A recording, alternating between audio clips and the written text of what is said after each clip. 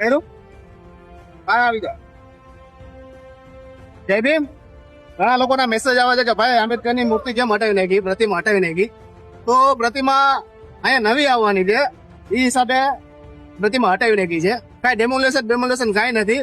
અને 14 તારીખ પહેલા આ પ્રતિમાનું નવું ઉદઘાટન થવાનું છે. એ હિસાબે આ બધો એરિયો ચોખ્ખો કર્યો છે. બાબા સાહેબ નવી પ્રતિમા 14 એપ્રિલ પહેલા અહીંયા મુકાવવાની છે. અને બસ એ માટે જ અહીંયા હું આવ્યો છું. અને 365 દિવસ હાજરી દઈ અને જ્યાં સુધી કામ ચાલુ રહે ત્યાં સુધી હાજરી દેવું આપણે એક પૈસા, એટલે 365 દિવસ હાજરી રહી છે. અને જ્યાં સુધી આ કામ ચાલુ રહે ત્યાં સુધી મારું કામ બંધ રાખીને અહીંયા હાજરી આપી. કારણ કે બાબા સાહેબનું અનુયાયી છું, કાશીરામને માનવા વાળો વ્યક્તિ છું. એટલે કે બાબા સાહેબનું કામ છે, વ્યક્તિ રહ્યું.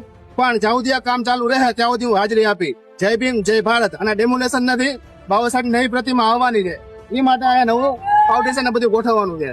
બસ જય હિન્દ.